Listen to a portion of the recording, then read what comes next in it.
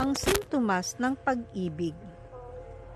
Nang pumasok si Lord Chaitanya Mahaprabhu sa templo ni Lord Jagannath, nakita niya ang napakagandang Gajendra Nandan Shyamasundar. Hindi niya ito nakita bilang isang kahoy na diti, tulad ng nakikita natin, na may malalaking bilog na mata, walang mga braso, walang mga paa, at walang maganda o perpektong anyo. Nakita ni Mahaprabhu si Krishna na may balahibo ng pikak, may plauta, nakangiti na may mapanuksong mga mata at tinatawag ang lahat. Nakita niya si Gajendra Nandan Shyamasundar. Hindi niya nakita sina Jagannath, Baladev at Subhadra. Kapag bumabalik siya sa panlabas na kamalayan, doon lamang niya maaaring makita na naroroon sina Jagannath kasama sina Baladev at Subhadra. Ngunit sa mga sandaling iyon, nakita niya si Gajendra Nandan at iniisip niya ang sarili bilang si Radha. Tumakbo siya papunta sa diti, ngunit pinigilan siya ng isang deboto at bumagsak siyang walang malay. Samantala, nakita ni Sarvabhauma Bhattacharya, isang napakakilalang tao na bihasa sa lahat ng tattva at pilosopikal na katotohanan, na ang isang batang hindi kilalang sanyas ay nagpapakita ng napakaraming sintomas ng mataas na antas, ng mahababa. Nabasa na niya noon ang mga sintomas tungkol sa pagmamahal mula sa mga sastras.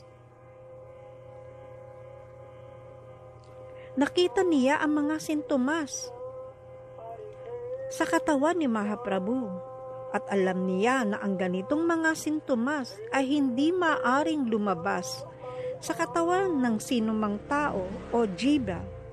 Ito ay maaaring makita lamang sa mga katawan ng panlabas na kasamahan ni Krishna, lalo na sa mga gopi.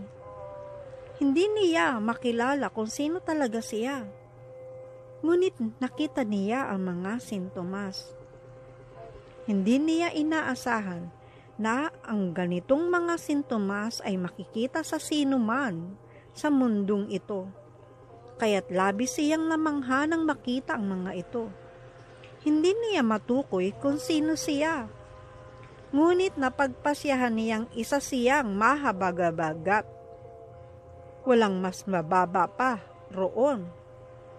Iniutos niya sa kanyang mga tagasunod na dalhin ang taong ito sa kanyang bahay. Sa bahay ni Sarvabhauma, kumuha sila ng bulak, inilagay sa harap ng kanyang ilong, at nakita nilang may kaunting galaw. Ngunit wala talagang kamalayan.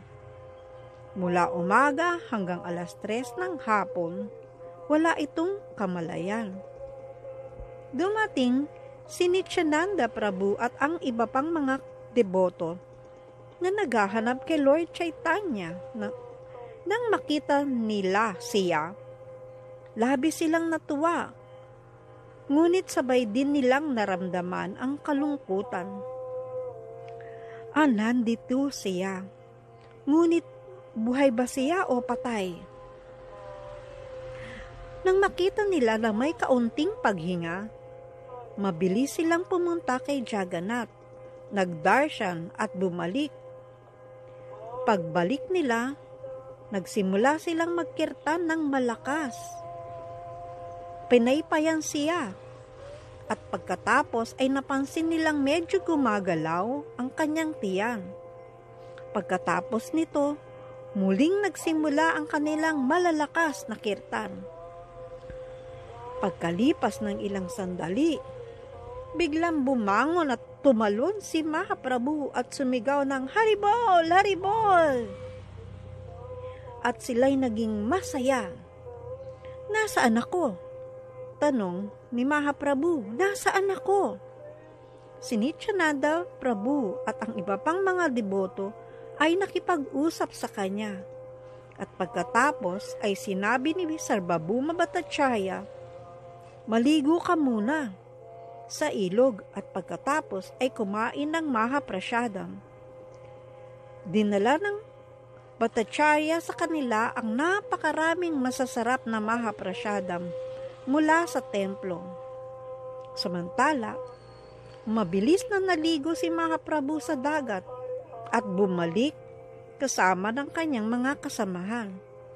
Pagkatapos, gamit ang sarili nilang mga kamay, ipinamigay ni Sarvabhauma Bhattacharya ang Mahaprasadam kay Lord Chaitanya Mahaprabhu at sa kanyang mga kasamahan. Haribol! Jai Shri Lord Chaitanya! Haribol!